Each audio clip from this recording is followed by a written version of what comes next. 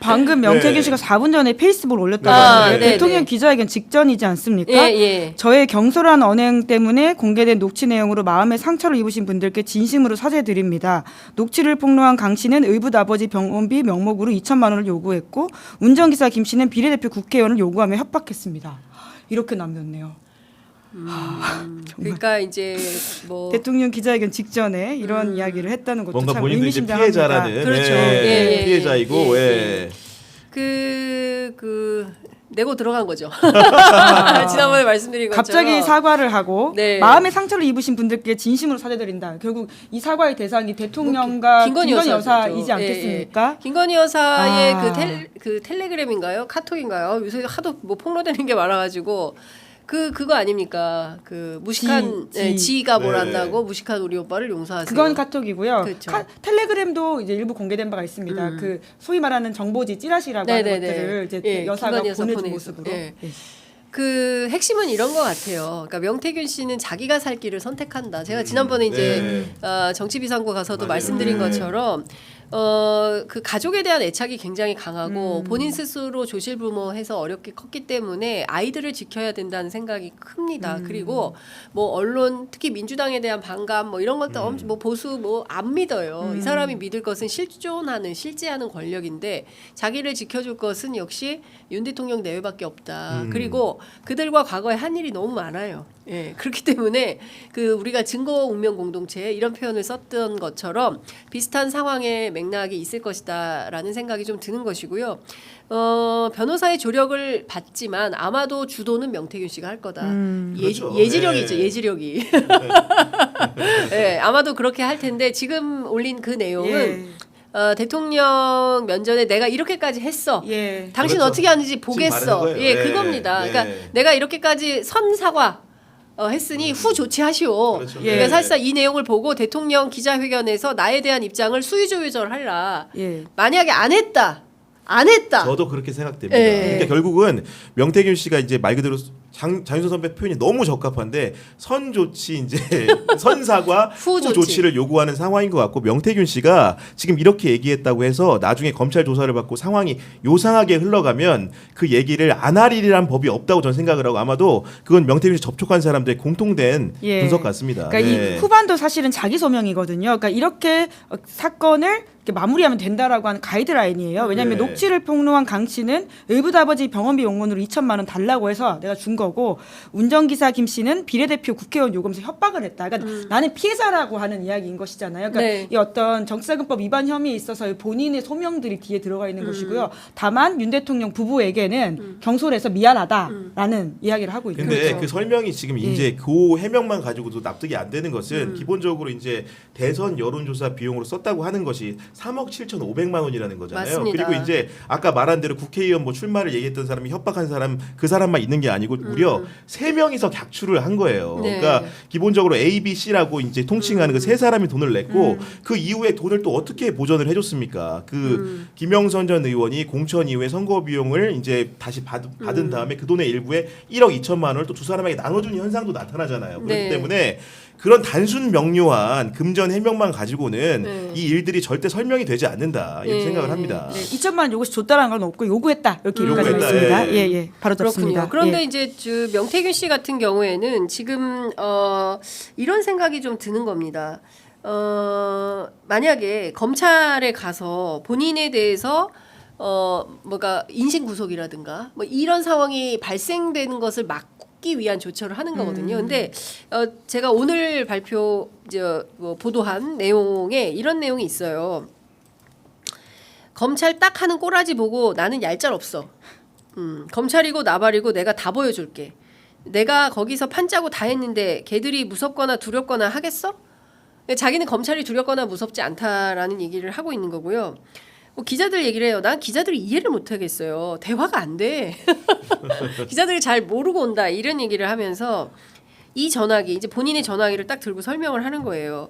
이 새 전화기를 빼가지고 옮겨왔다. 그러니까 이 명태균 씨가 전화기가 뭐 4대다 네. 3대다 이런 얘기가 있는데 그 가운데 본인의 그 무죄를 그리고 본인이 해명 가능한 그런 증거만 딱딱딱딱 발췌를 해가지고 이 휴대폰에 옮겨온 거고 이 네. 휴대폰은 이미 검찰에 압수수색 됐던 그런 휴대폰이다. 변호사, 그쵸? 속칭 변호사. 그렇죠. 예. 그 소칭 변호사는 숨겨둔 세 대의 휴대폰이고 자기가 지금 기자들 전화 받고 어쩌고 저쩌고 하는 이 가지고 다니는 이 전화는 검찰에 갔다 온 전화다. 압수수색 됐다. 네. 여기에는 딱딱딱딱 있어야 될 자료도 있다. 요걸로 내가 2달 버텼다. 예, 그 얘기를 내 뒤에 백그라운드 3개가 더 있다. 있다. 그 이 얘기를 말이죠. 하는 겁니다. 예, 예, 그리고 이거 말고 다른 내용들이 현출되기 시작하면 명태균이가 증거인멸했네. 증거인멸하면 뭐가 됩니까? 구속사유가 되잖아요. 그렇기 때문에 자기는 그렇게 움직이지 않는다는 겁니다. 그러니까 이 사람은 그 내용을 알고 검찰 수사에 일찌감치부터 대비를 하고 있었던 것이고 대통령실에 끊임없이 SOS를 보내면서 나 건드리지 마. 나 건드리면 당신들도 위태로워. 이렇게 협박 또는 겁박을 그렇죠. 하고 있는 예. 것이고 그 결정판이 오늘 예. 페이스북에 올린 겁니다. 자, 선사과했어요. 자, 태도 보겠습니다. 어떻게 하실지 지켜보겠어요. 아니 우리나라 13분 남았습니다. 13분. 우리나라 네. 최고 권력의 그 정점이라고 할 수 있는 대통령실을 상대로 물과 기자회견을 이렇게 20여 분 앞두고 게임을 할 수 있는 사람이 예. 누가 있을까요? 네. 그만큼 명태균 씨가 아까 장윤 선배 말한 대로 가진 게 많기 때문에 이런 대화가 가능한 거라고 보여집니다. 그러니까 그 가진 게 많다라는 말 있고 윤석열 대통령이 석연찮은 구석이 있다는 거잖아요. 네. 그러니까 우리나라의 말씀처럼 최고 지도자라고 할 수 있는 대통령이 이런 협박에 먹히는 모습들을 보여주고 그 협박범한테 정말 휘둘리는 모습을 보인다는 그 자체가 굉장히 좀 뭐라고 할까요? 이렇게 참 단어를 어떻게 골라야 될지 그게 모르겠는데 진짜 참담한 거죠. 참담하네요. 예, 처참하네요. 그렇죠. 예. 그러니까 이런 겁니다. 그러니까 아. 저는 그 정치 기자로서 명태균 씨는 굉장히 우리들에게는 중요한 취재원이에요. 예, 왜냐하면 많은 내용을 갖고 있고 그렇죠. 예. 그동안 그 여권의 정치를 어떻게 이 사람이 핸들링했는가를 이 사람의 증언과 육성을 통해서 확인할 수 있는 내용이 너무 많아요. 그러니까 저는 지금 시작도 안 했다고 보거든요. 그러니까 본인이 어떻게 움직였는지에 대해서는 구체적으로 설명하지 않았어요. 내가 이것도 했는데 저것도 했는데 뭐 이런 발언을 하면서 일종의 풍선, 에드벌론만 계속 띄우고 있지 내가 구체적으로 뭘 했는지는 기다려라. 때가 오면 얘기한다. 왜 벌써 왔어? 나중에 오지. 지금 뭐 뉴스도 없어요. 이번 주 아니야. 이번 주 아니야. 왜 벌써 왔어? 다음 주에 와. 막 이제 이런 얘기를 하는 겁니다. 근데 중요한 거는 자신이 그 구속되지 않는 것에 대한 확신이 있었어요. 그런데 그게 흔들렸거든요. 그래서 이러저런 얘기를 했는데 오늘이 마지막입니다. 나 구속 시키지 말아주세요. 예, 나를 잊지 마. 물망초 작전, 명태균발 물망초 작전이다. 저는 이제 이런 생각도 드는 겁니다. 예. 자, 지금 이제 49분이고 잠시 후에 대통령의 기자회견이 시작이 될 텐데요. 대통령실이 이런 영상을 바로바로 좀 공개를 해주면 좋은데 국회처럼 그렇게 하지 않아서 대통령실에 출입하는 기자들만 영상을 쓸 수가 있어요. 그래서 저희는 그 바로바로 올라오는 속보를 여러분들께 서비스하면서 10시 기자회견 함께 보려고 합니다. 그 명태균 씨가 자기는 굉장히 정당하고 문제가 없다라고 하지만 실제로 다른 건 다 떠나서 여론조사 문제에 대해서는 피할 길이 없는 거 아닙니까? 맞아요. 지금 보면은 그 여론조사와 관련해서 사실 상당한 증거가 축적이 돼 있는 상황입니다. 그 뉴스토마토라든가 도화의 언론들이 보도를 하면서 결국은 여론조사 과정의 불법성이라는 게 일부 드러났고요. 게다가 그 결과를 토대로 해서 성향 분석을 한 내용도 드러난 상황이고요. 그런 것들이 결국은 혹시나 경선에 관여되고 조작된 정보가 활용된 것이 아닌지라는 의심까지 된 상황인데 가장 대통령에 가까워 있는 근사치의 문제라고 한다는 것은 그것이 무상으로 캠프에 제공됐다는 가능성, 의혹인 거거든요. 아까 네. 제가 금전적으로 그 혜택을 설명드렸지만은 이게 나중에 정치자금법상의 기부 행위가 될 수 있기 때문에 그런 부분들이 불법의 경계에 서 있는 문제로 이미 비화된 상황이기 때문에 아마도 여론조사 문제는 지금이 아니더라도 반드시 후대에는 처벌받을 수밖에 없는 사안이 되었다고 봅니다. 예, 참 지금과 같은 역사는 되풀이 반복되지 않을 거라고 믿었습니다. 더 저는. 심화됐죠. 사실 저는 정치부 기자 생활하면서 명태균 씨 같은 사람 처음 봅니다. 그리고 이렇게 명태균 씨처럼 했을 경우에 구속이 안 되는 경우도 처음 봤고요. 네. 최순실 씨 같은 경우에도 11월 초에 국내에 결국 들어와서 그 기자들의 취재가 집중되다 보니까 독일에서 도피 생활을 같은 걸 하다라는 의혹을 받다가 결국 국내에 들어왔고 그 유명한 프라다 신발 남기면서 검찰 출석하지 않았습니까? 네. 그리고 나서부터는 국면들이 확 바뀌면서 이제 특검 대통령 그 당시 박근혜 대통령 특검도 수용한 바가 있고요. 특검과 검찰 검찰 수사가 동시에 돌아가면서 정말 어떤 이 국면들이 빠르게 진행됐었는데 명태균 씨는 지금 바깥에서 이렇게 메시지를 던지고 사실상 대통령 부부를 협박하고 있음에도 불구하고 아무 조치를 하지 않고 심지어 쩔쩔매는 듯한 모습을 보이고 있는 이 현상이라고 하는 게 도통 이해가 되지 않고 이건 정말 전무후무하지 않을까라는 생각이 듭니다. 그리고 결국 그것은 윤석열 정권을 아주 규정 지어주는 하나의 명장면이 될 거라는 생각이 들고요. 그러니까요. 사실 저는 그 박근혜 국정농단 사태 때 2016년, 2017년으로 이어지는 무려 5개월에 해당하는 주말을 모두 반납하고 현장에서 촛불 집회 현장 취재를 했었습니다. 저 그게 마지막일 거라고 생각했어요. 예, 그리고 함께했던 기자들이 다시는 우리 역사에서 이런 일은 없을 것이다라고 판단을 했었는데, 그리고 최순실로 끝이다. 더 이상 이제 권력농단 이거 이제 못한다. 왜냐하면 최순실이라는 존재가 워낙 컸기 때문에 다시는 우리 정치에서 이런 역사는 없을 것이다라고 했는데 웬걸 7년 만에 마릴린 먼로도 아니고 7년 만에 외출 영화도 아니고 다시 나타났어요. 명태균이라는 사람이 더 강력한 존재, 네. 더 센 존재, 마치 트럼프처럼.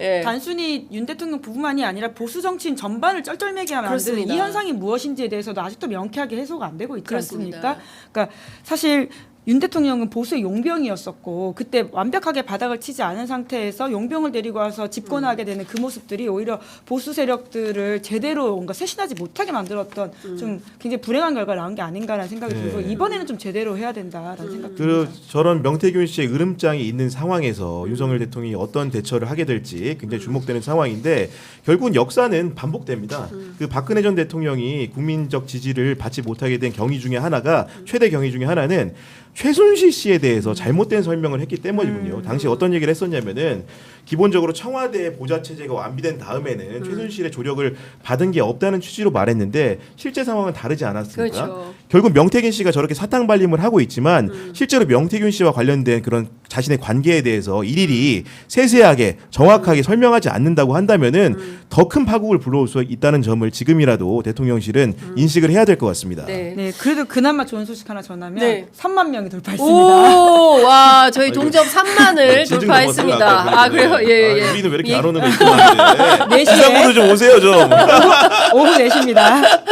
네, 아유 시청자 여러분 너무 감사드립니다. 아, 3만 명을 돌파했습니다. 너무 네. 감사드립니다. 아, 오늘 네. 뒤에 분들이 더 훌륭하신 분들이라서 더 올라갈 것 기록 같아요. 제가 보기엔 짱되겠네요. 좀 채울 수 있을 것 같은데요. 보니까 네. 근데 좋아요가 지금 제가 잘못 보고 있는 건가요? 좋아요가 68이어서 설마 이거는 아니겠죠? 제가 보는 건 지금 10,000명이 좋아요. 넘었어요. 그래요. 제가 비상구 죄송합니다. 동접자보다 좋아요가 많아요 지금. 갑자기 폭주하는 구교영 진행자. 네, 제가 이런 말씀 좀 드리고 싶어요. 제가 궁금한 게 두 가지가 있었습니다. 명태균의 정치 성향은 뭐냐, 그리고 윤 대통령의 정치 성향은 뭐냐, 네. 보수냐, 이게 궁금했는데 명태균 씨가 이런 말을 합니다. 아니 노래방 주인이 뭐 호남 출신, 영남 출신 가려봤습니까? 오는 손님 그냥 다 받는 거예요. 명태균 씨 태도는 이런 거예요. 그럼 윤 대통령은 뭡니까? 보수 정권에 왔잖아. 보수 정권에 왔으니까 이제 보수가 된 거지. 아 보수 정권의 보스가 된 거예요? 보수가 된 거예요? 아니 보스라는 말을 안 하고 보수 네, 정권에 네. 왔으니까 이제 보수 네. 이제 웃으면서 그런 얘기를 합니다. 정권 교체용이다 이제 이런 얘기를 하는 건데요. 저는 대한민국 보수가 정말 너무 지금 정말 그 절멸적 상황 아니겠습니까? 네. 그러니까 이게 그 극단 보수의 행태가 어느 정도냐면 한강 작가가 노벨 문학상을 받아왔으면 대한민국은 진보 보수 없이 다 잘했다고 해야 돼요. 역사 앞에 떳떳하지 못하니까 5.18 앞에 4.3 앞에 떳떳하지 못한 보수가 이걸 폄훼해야 하지 않습니까? 조선일보에서 폄훼하잖아요. 그리고 엉뚱한 소리 하지 않습니까? 저는 대한민국 보수가 대한민국에서 정말 제대로 된 보수로 태어나려면 역사 앞에 당당해지고 떳떳해야 된다. 저는 지금 이거 다 허물어버리고 다시 폐허 무덤에서 다시 시작해라. 근데 지금 보니까 저는 그 출발선을 이준석 뭐 이런 사람 생각했는데 하는 거 보니까 그것도 아닌 것 같아요. 예, 그래서 정말 이 절망적 상황에서 대한민국 보수가 특히 영남에 기대어서 지역에 기반으로 해서 그냥 근근히 내가 국회의원이나 해먹고 그렇게 살겠다라는 사람들밖에 없는 거 아닙니까? 까놓고 얘기하면 자기가 국회의원 되는 게 중요하고 영남 지역에 호남 지역에 이런 지역에 기반해서 끝끝내 자자손손 대대로 나만 잘 먹고 잘 살겠다. 이게 보수라고 한다면 그런 보수 이제 그만합시다. 예? 박근혜 겪었잖아요. 윤석열 겪고 있잖아요. 그러면 여기에서 새로 태어나는 뭔가 이런 자세와 태도가 보여줘야 돼. 그 깃발 누가 들지? 누가 들어요? 김은지 기자님. 명태균 씨한테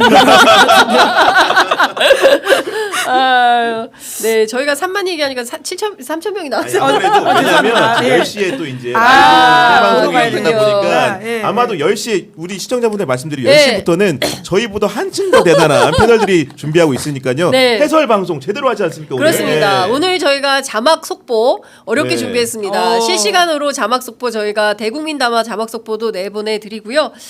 명쾌한 해설과 그 내용이 있을 겁니다. 그렇다고 해서 이 두 기자님이 뭐 그게 못하다 이건 아닙니다. 아니, 굉장히 초대되고 훌륭한. 그분들은 더 이제 부스트업을 하실 거다. 3만 돼서 박수 칠 때 예. 떠났어야 좋았어요. 그러니까 지금. 예. 네. 다시 말씀하시니까 돌아오시네요. 네, 감사합니다. 돌아오시기 바랍니다. 지금 그 굉장히 많은 또 속보가 쏟아지고 있습니다. 근데 이 와중에 추경호 원내대표 재판부 이재명 1심 생중계 결단 내려달라라고 얘기를 하고 있고요. 이재명 대표 이런 얘기합니다. 어디 갔지? 없어졌네. 오늘 페이스북에 예, 글을 올렸었죠. 뭐 많이들 집회에 와달라라는 예. 얘기가 있었는데 그게 어디로 시청역을 가득 메워달라라고 이제 집회 참여를 독려했다는 것이고요. 인사국민행동의 날. 네, 그리고 네. 한동훈 대표는 이와 관련해서 민주당의 장애 집회는 판사를 겁박하는 저열한 수준의 사법부 파괴다 이렇게 비판을 하고 있습니다. 그러니까 국민의힘은 이재명 천동설이에요. 네, 모든 지구는 이재명 중심으로 돌아갑니다. 그래서 이재명 대표 얘기를 하고 있고요. 윤석열, 트럼프 12분간 통화를 했다는 소식 들어와 있고 윤 대통령 오늘 잠시 후 2분 뒤에 시작합니다. 끝장 회견을 통해서 모든 사안에 대해서 설명하겠다라는 입장을 밝히고 있습니다. 친한계 한지아 대변인 김건희 여사 전면적 대외 활동 중단 필요하다. 윤석열 이제 박절해야 한다. 라는 입장이 나와 있습니다.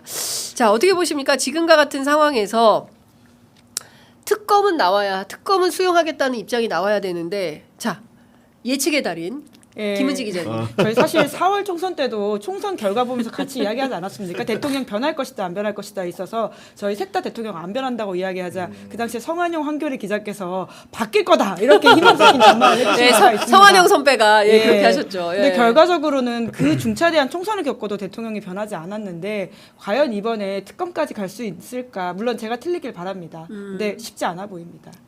뭐 저 역시도 봤을 때는 지금 특검을 기대하기는 어려운 형국인데 다만 오늘 윤석열 대통령의 기자회견이 담화가 특검을 이끌 수는 있다고 보여집니다. 그러니까 윤석열 대통령 스스로 특검을 수용한다고 못하겠지만 특검을 수용하게끔 하는 촉매제는 될 수 있다. 그런 의미에서 대통령의 기자회견이 굉장히 주목된다고 저는 생각합니다. 네.